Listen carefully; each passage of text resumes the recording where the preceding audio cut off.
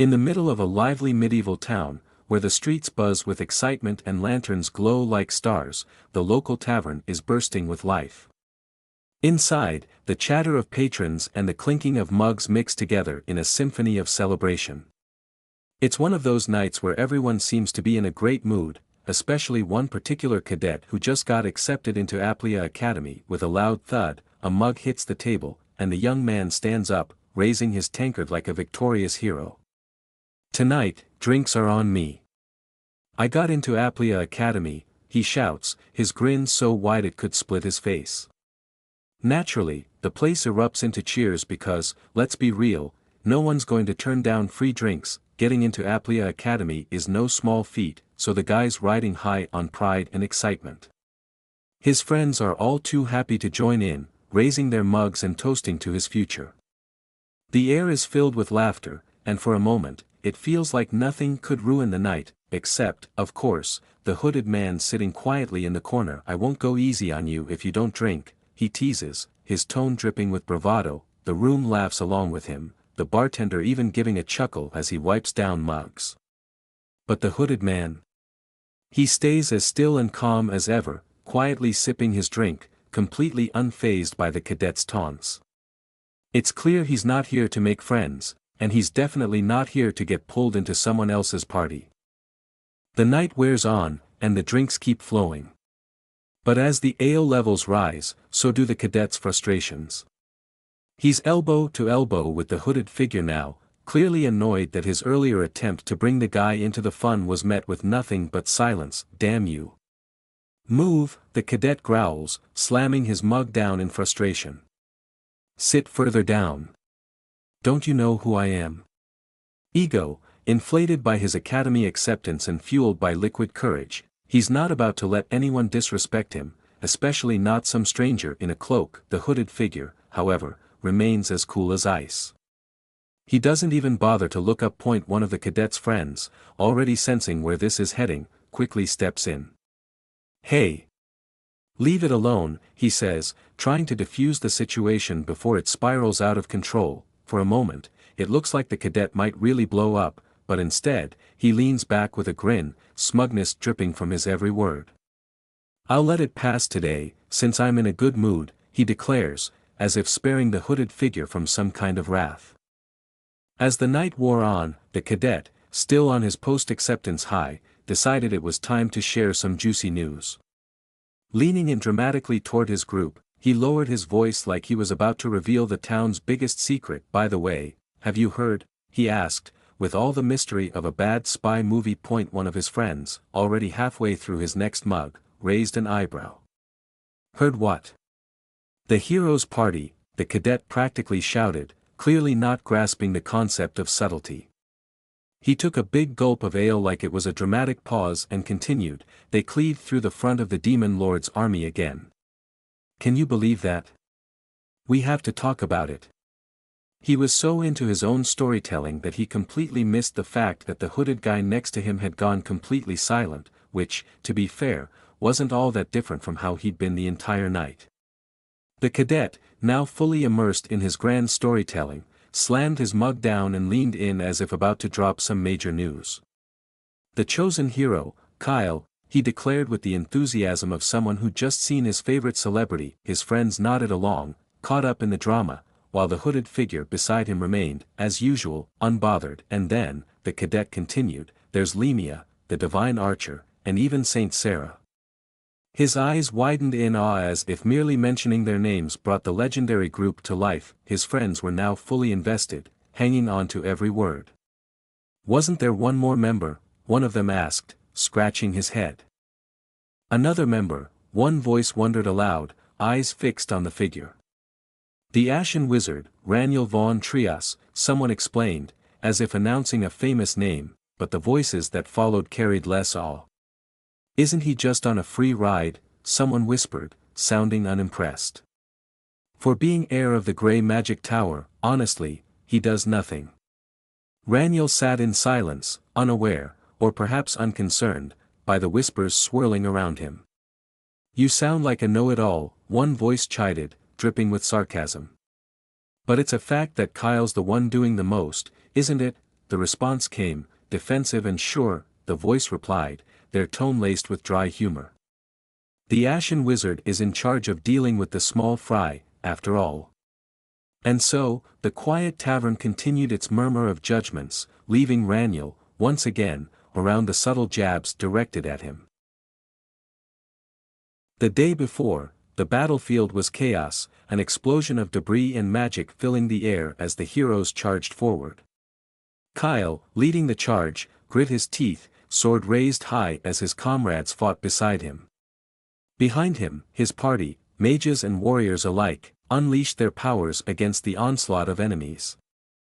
A soldier's voice broke through the clamor, filled with relief and awe.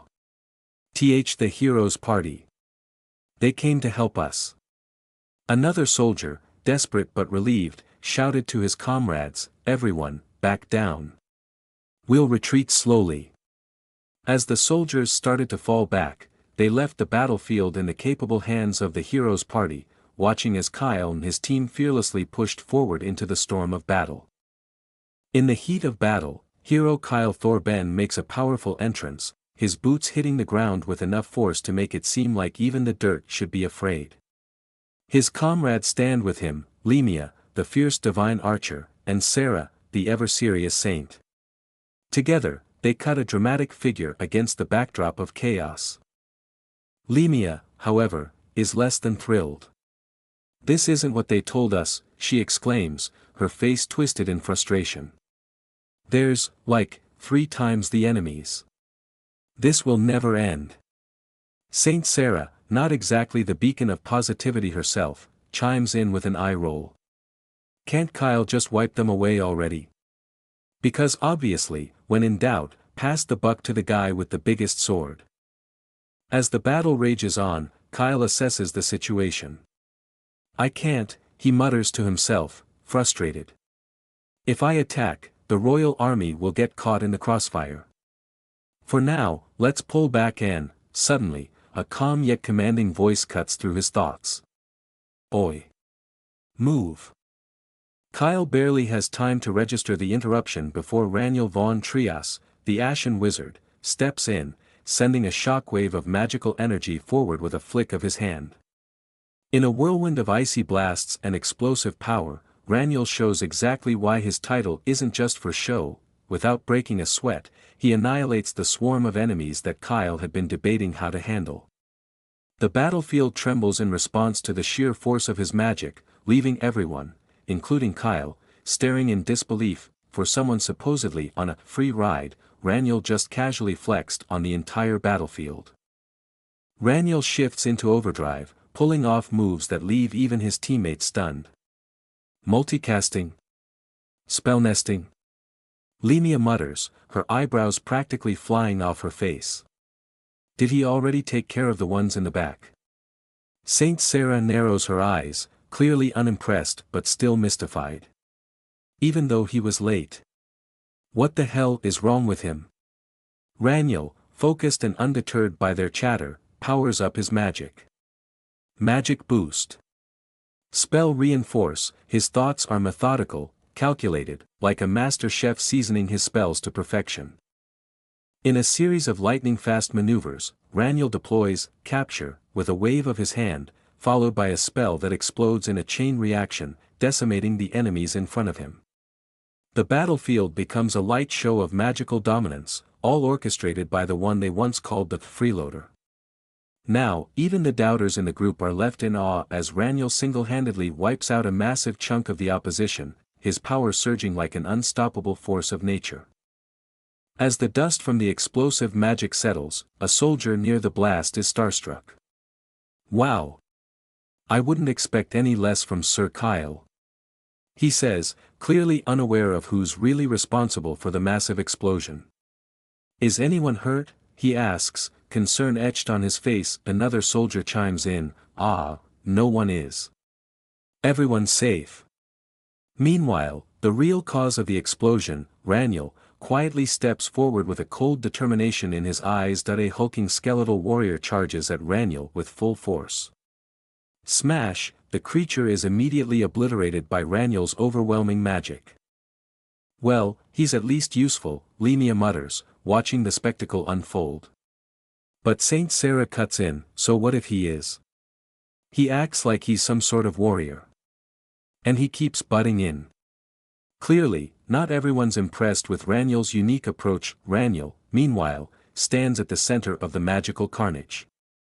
He's a stock, one of his companions explains, he pre-prepares spells and carves their circuits into his body.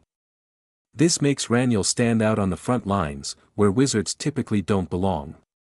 Exactly what part of that is a wizard, someone asks sarcastically. Lemia, still unimpressed, turns to Kyle to find agreement, but her eyes widen in surprise. You think so too, right Kyle, eh? Kyle? She gasps, noticing Kyle already moving in, sword ready. Without even acknowledging the conversation, Raniel prepares his spell with intense focus, lightning sparking around him as he channels his power into the attack. Chain, he declares as magical symbols light up around him, forming a powerful connection of energy. Meanwhile, Kyle rushes forward with single-minded determination, the chaos of the battlefield swirling around him. Kyle!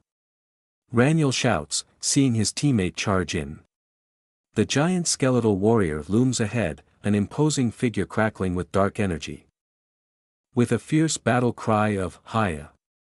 Kyle leaps into the air, sword raised high, ready to strike. Electricity courses through the air as Kyle's blade comes down, aiming to obliterate the massive enemy in one powerful blow.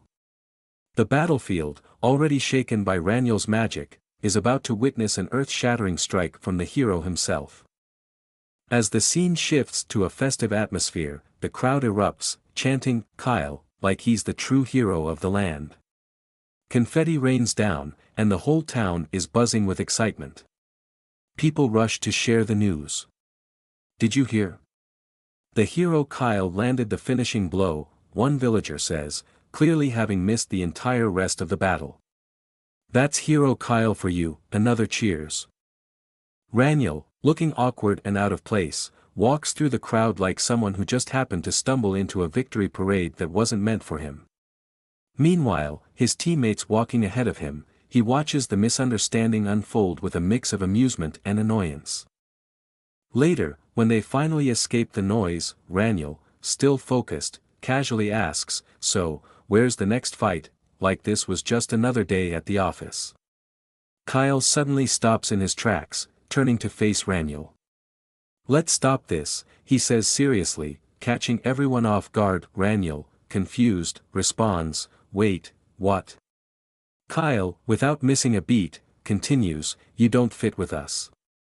His tone is blunt and to the point, leaving Raniel wondering what's coming next. For us, defeating the Demon Lord is about bringing peace, and having justice prevail. Kyle explains, his words heavy with meaning while outside the window, the townsfolk are still partying like it's a carnival. But for you, defeating him is just another achievement. His defeat is just another notch on your belt. When I see you take our honor so lightly, I feel sick. Kyle adds. That's why, Raniel, Kyle's words hang in the air, full of dramatics. Raniel stands there, caught off guard by the sudden accusation, blinking in surprise. He was just asking where the next battle was. Now it feels like he's in the middle of a philosophical lecture. Kyle's words hang heavy, "I want you out of my party." Suddenly, the scene shifts to the present moment. Raniel is forcefully thrown out of his seat, crashing into a pile of crates outside the tavern. The wooden debris clatters around him as he struggles to get up. "Man, he's pissing me off," the Aplia student grumbles angrily from inside, his voice dripping with irritation. Raniel barely gathers his senses, now covered in dirt and splinters. The Aplia student continues his rant, "Why the hell are you sitting next to me and drinking like we're chums?" he spits, clearly enraged. "Did you want to get along with a great student from Aplia?" A bystander adds with a smirk, "He's dressed like a battle mage," mocking Raniel's appearance. Their laughter fills the street, but Raniel simply brushes off the dirt, the echoes of Kyle's rejection still louder than anything else. One guy muttered under his breath, "So were his superiors, then." "Hey, what ya staring at me for?" Raniel, still brooding under his hood, quietly mumbled, he says it's my fault. Huh. Shut up with that babbling, the other guy snapped, clearly irritated. Raniel kept going, his voice low, that I always mess things up, and they have to clean up my mess. That we're aiming for different things. Someone else tossed something at Raniel. Eat this, it'll wake you right up. Did you go mad? The other mumbled, can we use magic on a civilian before joining the academy? Meanwhile, Raniel was still deep in thought. Of course, there were days I also thought I overdid it, but come on, I'm not that bad. Raniel suddenly spoke up louder, who stopped the dragon from destroying the village when those guys accidentally touched its tomb. The group whispered, what's happening? He's coming over. One guy, growing annoyed, barked, what do you want, you idiot? Raniel's voice grew stronger as he stepped forward, who saved them when they were about to be slaughtered after rushing headfirst into the demon lord's castle. Who bought them time when they had to decapitate the black dragon, one of the 4 heavenly kings. As blue flames flickered in his hand, he added, are you saying those were all small fry? Raniel was on fire, literally and figuratively. His frustration hit a peak as he glared at the group. And above all that, he growled, his voice rising, when those guys ran away with their tails between their legs as soon as they encountered the Demon King, he stepped forward, flames swirling around him.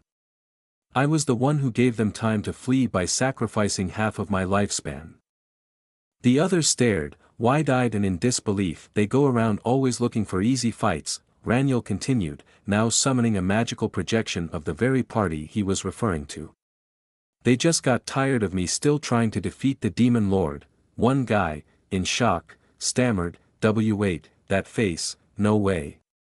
Another one snorted, hey, why were you scared of a hobo? Raniel's glare deepened. He raised his hand with a snap, declaring, I'm the one who doesn't want to be part of this, assholes. The scene shifted as Raniel found himself at the present. He clutched his head, clearly in pain. His master's voice rang out, idiot, your thoughts were elsewhere again. Raniel groaned, ugh. I was recalling how I got into this body. His master nodded, almost amused. You were surprised too, weren't you, master? Well yes, who wouldn't be, the older man replied. My only disciple turned up looking like that. The master looked down at Raniel, his eyes serious. Raniel, he said with a calm but firm voice, Raniel, standing amidst the blossoming cherry trees, replied, yes, master. You won't be called that anymore once you walk through that door, the master continued, his gaze unwavering. Rania van Trias. Raniel, now Rania, paused, taking in her new name. The change was significant, and it weighed on her. You'll be treated as an assistant professor at Aplia Academy, the master added, giving her a new role to embrace. Rania looked thoughtful, contemplating her future. Are you prepared for your second life? The master asked, his question hanging in the air. Rania's eyes narrowed, focusing on her next chapter. My second life. She whispered, ready to face the path ahead. As Rania reflected on her past, the memories came flooding back. I was only fighting against the Demon Lord's army for 5 years. She thought, her mind replaying the endless battles. Images of fierce monsters and relentless enemies flashed before her eyes, but now, things were different.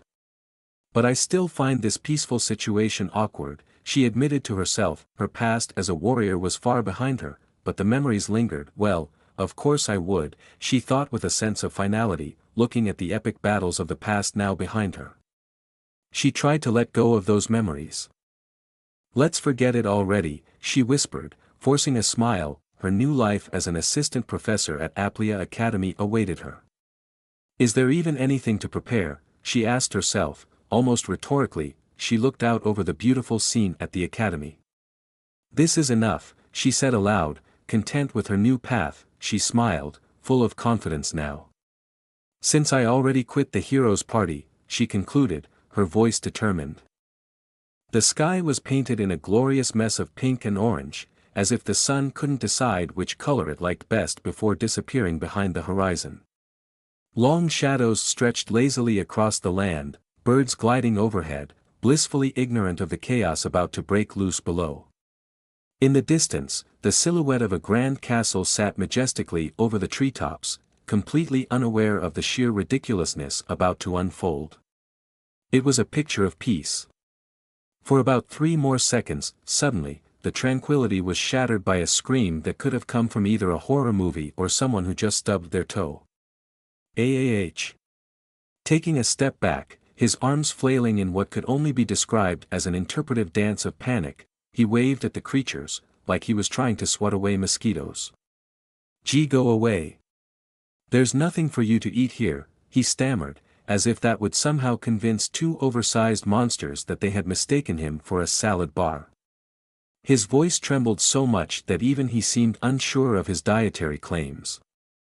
Negotiating with these beasts was about as effective as convincing a cat not to knock something off a table. They didn't care about his reasoning, or his existential crisis, for that matter.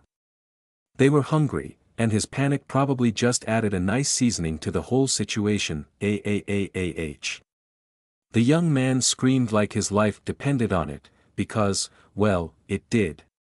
He spun on his heels, attempting to flee, but fate, it seemed, had other plans for him. A sudden spray of blood splattered across the ground, freezing him in place. His eyes widened, and his feet faltered as he stumbled forward, wondering if he had just been turned into a human ketchup packet. He blinked, wiping the blood from his brow in a daze, squinting through the carnage. But something was wrong.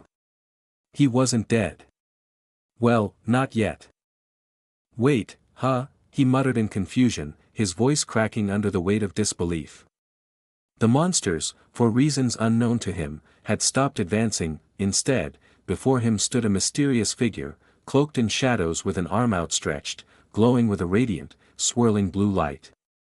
The air crackled with energy, and the nearby trees seemed to bow in deference to the immense power filling the atmosphere. "Who are you?" the young man stammered, staring wide-eyed, part in awe and part still confused as to why he was not being digested by now. The cloaked figure didn't bother with formalities.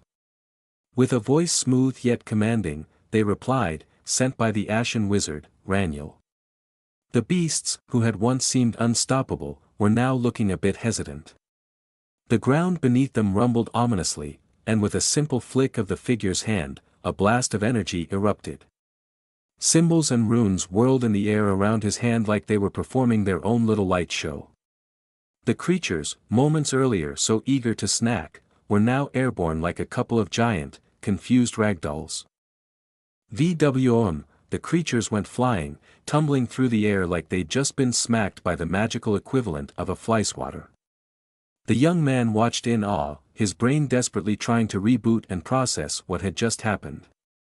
1 minute, he was lunch, and the next, his would-be killers were spinning like they'd signed up for a roller coaster without knowing the height requirements. The wind was still buzzing with leftover magic when one of the creatures let out a sharp KRE, as it was hit by yet another gust of energy. Claws and teeth flailed wildly as if they were trying to swim through a hurricane. A swift slash echoed through the clearing, slicing the air like the whole scene was being edited for extra drama. Amid the chaos, the cloaked figure spoke, their voice calm and almost casual, like they were narrating a documentary.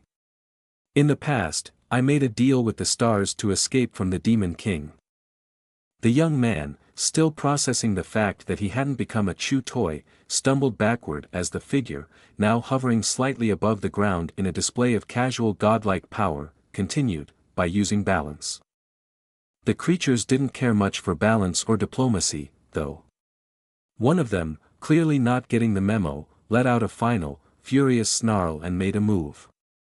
But with a simple gesture from the cloaked figure, it was slammed back into the earth with the force of a toddler's tantrum. Stomp. As a side effect of that deal, she thought to herself, her breath quickening with each step. The world around her seemed to blur as she sprinted, the sound of her footsteps echoing in the dense forest. I can no longer run away from the Demon Lord. The realization hit her like a punch to the gut. The sky, painted with hues of pink and orange, contrasted sharply with the turmoil swirling inside her. The trees around her rustled ominously as if they were whispering the secret she wished to forget. But she couldn't forget, not with the curse burning within her chest like a wildfire. The demon lord's curse remains within my heart. She grimaced, feeling the weight of those words.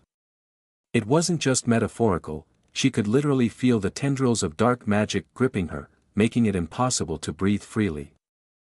Her feet slammed into the ground, the impact sending cracks across the earth. Energy surged from beneath, her magic instinctively flaring up as she leapt into action. Because of that, I've decided that I can't continue adventuring, she thought. It was ironic, adventure had once been her freedom, her escape. Now, it felt more like a cage closing in around her. As the lightning crackled around her, the storm of power forming in her wake, she couldn't help but chuckle dryly. Boom! The earth shook, and with that, the last of the beasts was down for the count, leaving the young man standing in stunned silence, a witness to the raw power on display.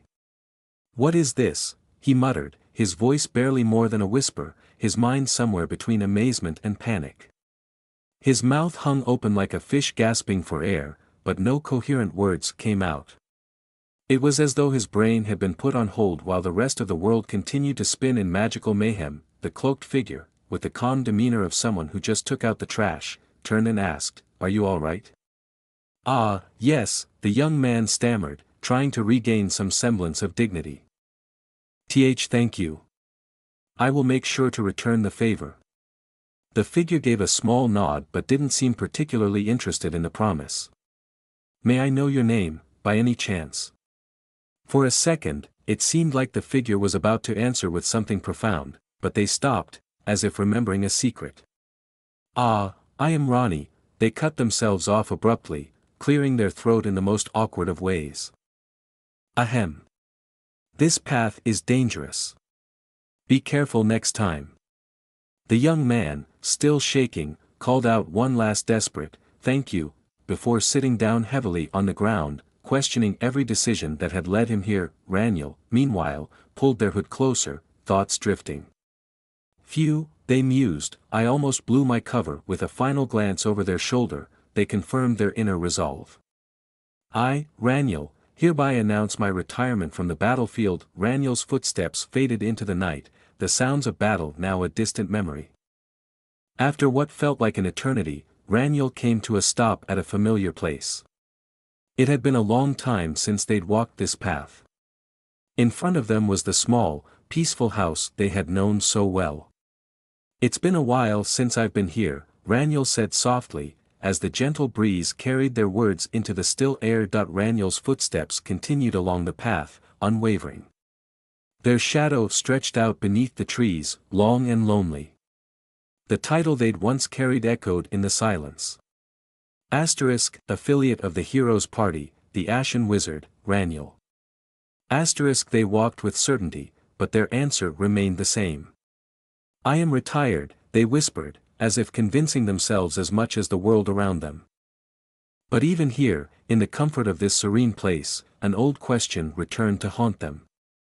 From the depths of their mind, or perhaps it was a voice from long ago, came the words, "Do you plan to defeat the Demon Lord?" When Raniel reached the door of the house, they paused. The weight of years and battles behind them, they pushed the door open. Inside, standing in the gentle glow of a lamp, was a familiar face. The older man looked up, worry etched into every line of his face.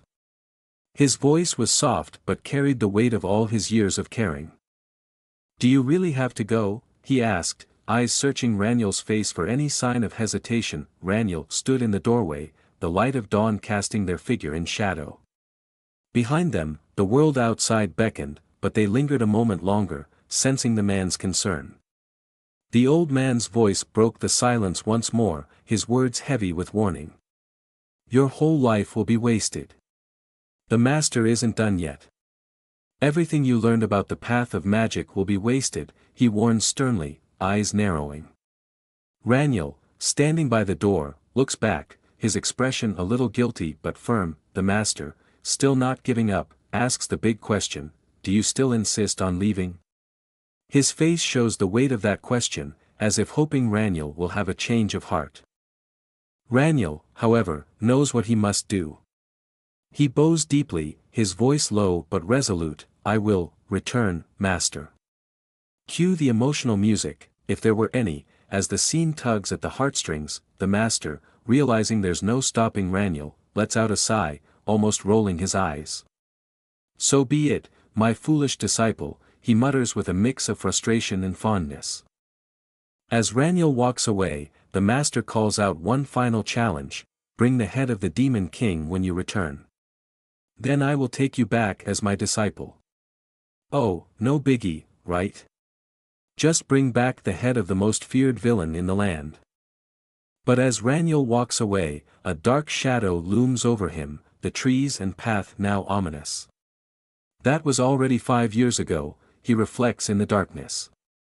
What happened in those 5 years? Suddenly, a familiar hand knocks on a door. Raniel stands at the entrance, his face hidden under his hood, quietly saying, "I wanted to bring you the Demon King's head." Dramatic? Yes. Has he brought it? Only time will tell. Inside, the master, now older and wearier, hears the knock. "Who is it?" he asks, his voice a mixture of hope and trepidation as he heads toward the door. Time for a long-awaited reunion, but is it the one they both expected? Things get serious for a moment.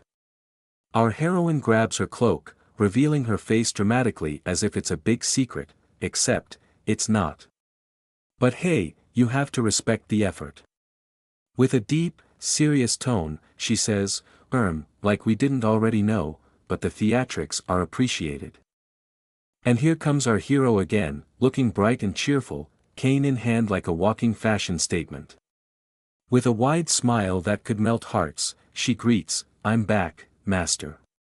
The sun shines down as if to say, "Welcome back." Her joy is practically contagious. Cue the master's intense realization. His eyes go wide, his mind racing. You can almost hear the gears turning in his head. "I see. Is this what it has come to?" he mutters, as though the weight of destiny itself is suddenly dropping on his shoulders. Or maybe he's just realizing that things are about to get complicated. Either way, classic dramatic pause, the sunlight filters through the wooden beams as our main character, with flowing silver hair and a confident stride, walks up to the old master. Without missing a beat, they exclaim with admiration, "As expected of you, master. You took one look at me and figured it out." Clearly, the master's reputation for being sharp is still going strong. Suddenly, the master grows more serious. "So, did he leave any last words?" he asks with a solemn expression.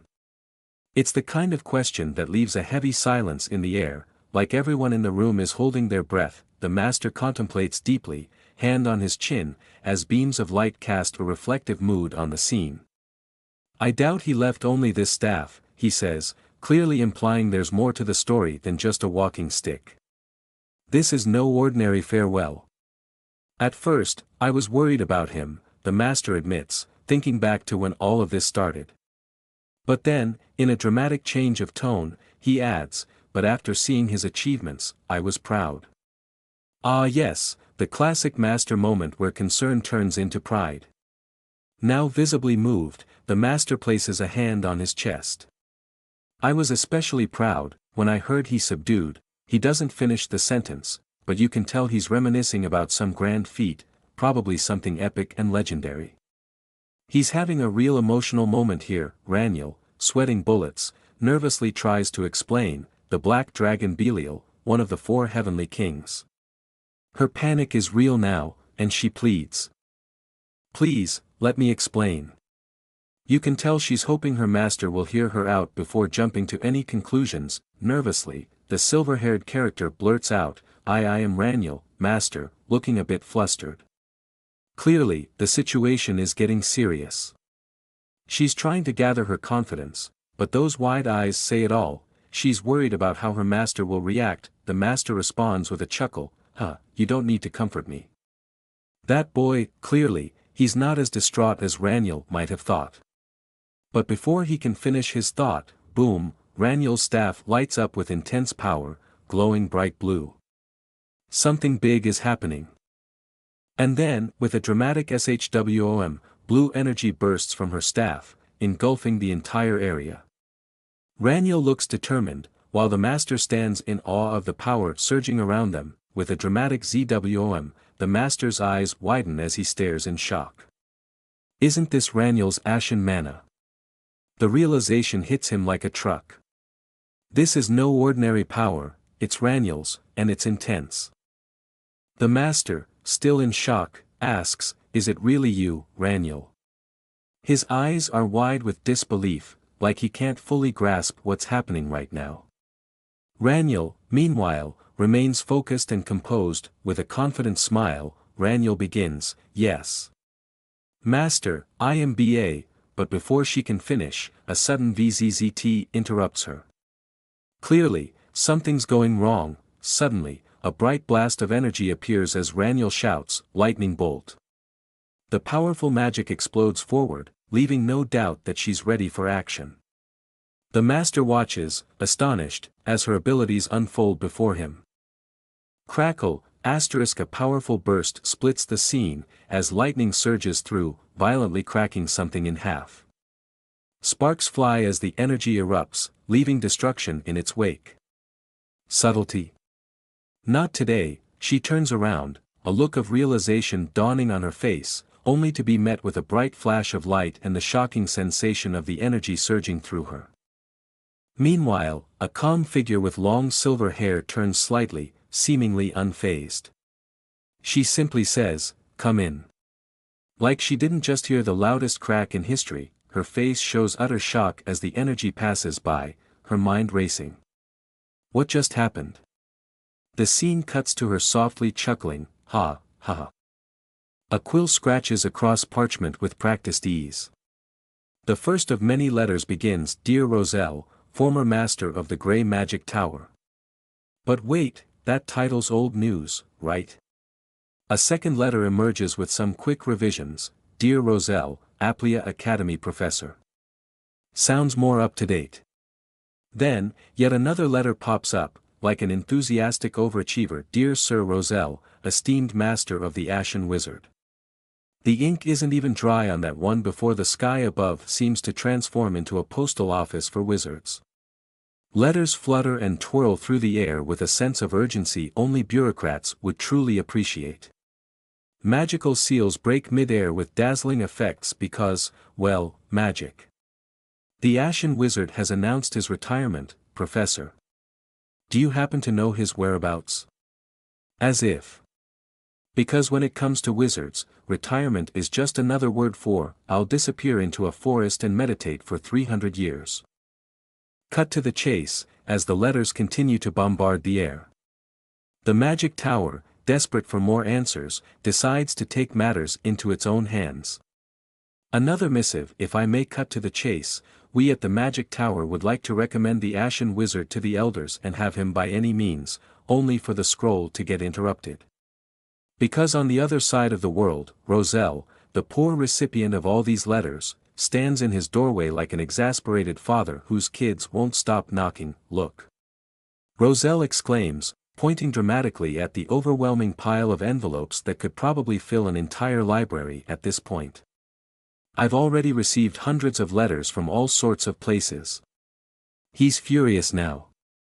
As if the mere idea of retiring in peace wasn't hard enough, here they are, trying to drag him back into the wizarding mess. His voice rises, filled with irritation and a hint of sarcasm. "Is there any other idiot like you who would suddenly announce their retirement?" he roars.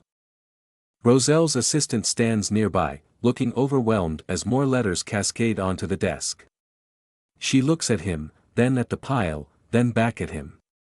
"You didn't contact me," she blurts out, throwing her hands up in exasperation. "I had all these letters arriving. I thought you were dead already." Roselle stares at her, a touch amused. "Bring them," he says with a smirk. "I'll burn them all, okay?" Another letter floats in at that exact moment, its seal pristine, probably thinking it's safe from destruction. Roselle's eye twitches slightly. "Another one?" he grumbles as he grabs it out of midair. He takes a look at the sender. Sender, Principal of Aplia Academy, Aaron Van Tyrant. He glances at it, unimpressed, and sighs. This one's a normal one. Elsewhere, the principal, Aaron Van Tyrant, is penning yet another letter. His desk is immaculate, his writing deliberate. He begins, to my dear friend, Roselle Van Trias, spring has sprung at Aplia Academy, the cradle of learning.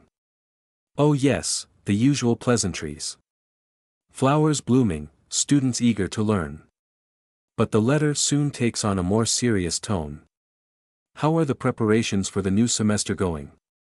Then, the crux of it. Aaron's brow furrows slightly as he continues to write. I am not contacting you as the principal, but as a friend with a concern.